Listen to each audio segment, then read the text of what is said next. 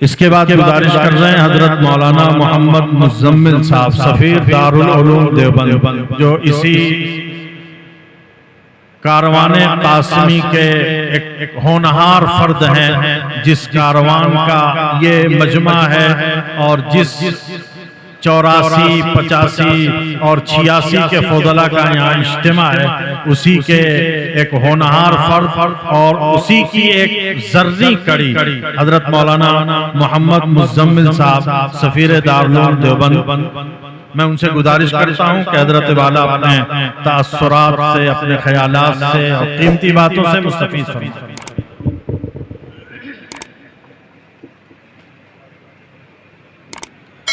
बिस्मिल्लाहिर्रहमानिर्रहीम। मोहतरम हज़रात व मुअज़्ज़ज़ सामीन किराम, ये प्रोग्राम जो मुनक़िद हुआ है, जो असल उन्वान है देवबंद की यादें। हकीकत ये है कि दारुल उलूम देवबंद एक इल्हामी दारा है और दारुल उलूम देवबंद उन हालात में कायम हुआ था जब हिंदुस्तान के अंदर मुसलमानों को अपना ईमान बचाना मुश्किल था। 1857 की जंग के बाद में 1866 तक हिंदुस्तान के अंदर न कोई मदरसा था, न कोई मकतब था। हमारे काबरीन के दिल में ये बात आई कि अगर यही मामला रहा तो हिंदुस्तान में अल्लाह का नाम लेने वाला कोई बाकी नहीं रहा।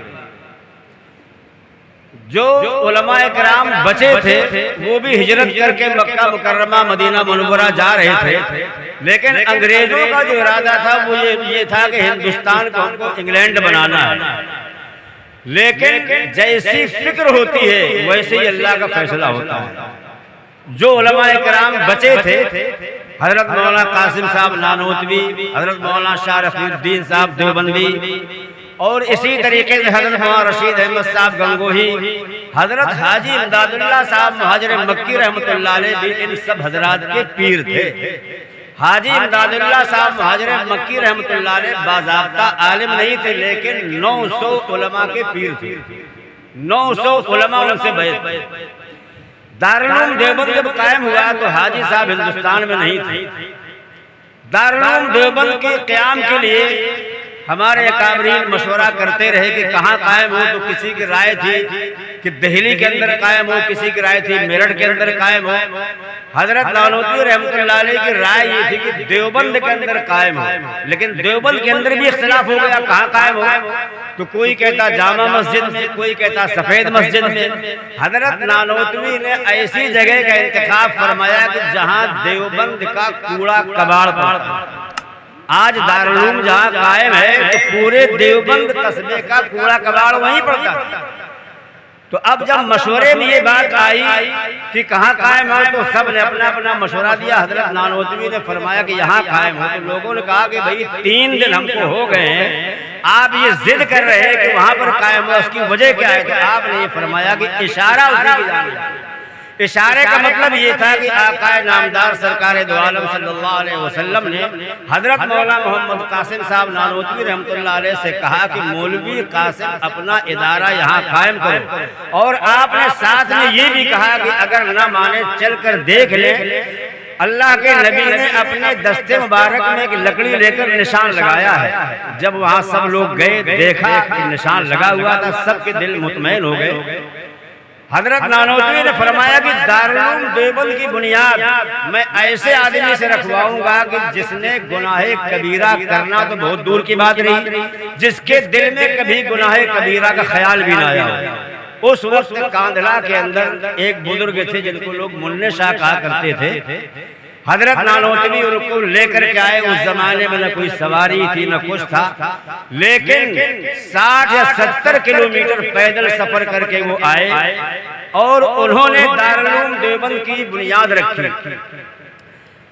जब बुनियाद रख दी गई और ये दुआ की कि रब्बुल आलमीन दारुल उलूम देवबंद को सारे आलम के लिए इल्म हिदायत का मरकज और सरचश्मा बना दीजिए। मोहतरम बुजुर्गों, दोस्तों, आज हिंदुस्तान नहीं दुनिया के किसी कोने में आप चले जाएं, दारुल उलूम का फैज़ आपको जरूर मिलेगा। दारुल उलूम देवबंद की बुनियाद जब बुनियाद रख दी गई, पहली ईंट मुन्ने शाह ने रखी, दूसरी ईंट हजरत नानोतवी ने रखी, तीसरी ईंट हजरत मौलाना रशीद अहमद साहब गंगोही रहमतुल्लाह अलैह रखी। इसी तरीके से चौथी ईंट हजरत मौलाना शाह रफीउद्दीन साहब ने रखी। पांचवी ईंट हजरत हाजी आबिद हुसैन साहब ने रखी। 5 ईंटें रखी गई।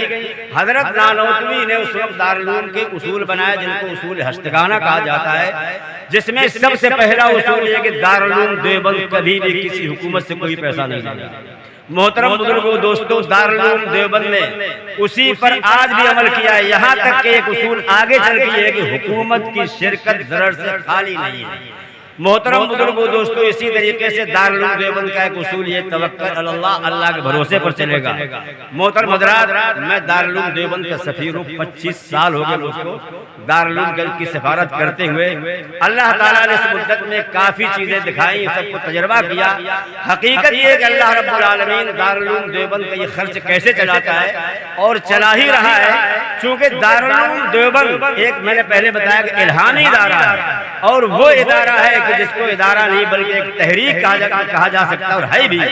मोहतरम हज़रात, दारुल उलूम देवबंद की यादें जो मौलाना अंसार साहब ने किताब लिखी है, तो इसी की एक कड़ी हम आपको एक ऐसा वाकया सुनाते हैं कि शायद खत्म कर दूंगा कि इस किताब में वो नहीं होगा। जब दारुल उलूम देवबंद कायम हुआ तो कुछ लोग हज के लिए मक्का मुकर्रमा गए, और वहाँ पर हाजी इमदादुल्लाह साहब मुहाजिर मक्की रहमतुल्लाह अलैह से जाके मिले और ये कहा कि हजरत देवबंद में अपना भी एक इदारा कायम है। तो हाजी साहब ने फरमाया कि ओहो, अपना इदारा कायम हो गया है, तुमको ये नहीं मालूम है कि उस इदारे के लिए हमने कितनी रातें जागी है, कितना रोए। जब लोगों को पता चला कि हमारे अकाबरीन ने अल्लाह ताला से दारुल उलूम को कैसे मांगा। मोहतरम हज़रात, दारुल उलूम देवबंद के बारे में मैं सिर्फ इतना कहा करता हूँ कि दारुल उलूम की अगर मैं उसकी सिफात और उसकी बातें बयान करूँगा तो शायद 2-4 घंटे लग जाएंगे, मगर खत्म नहीं होगा। बस एक ही बात कहता हूँ कि तेरी सूरत से नहीं मिलती किसी की सूरत, तेरी सूरत से नहीं मिलती किसी की सूरत, तेरी तस्वीर ज़माने में लिए फिरता हूँ। वाखिर दावाना अल्हम्दुलिल्लाहि रब्बिल आलमीन।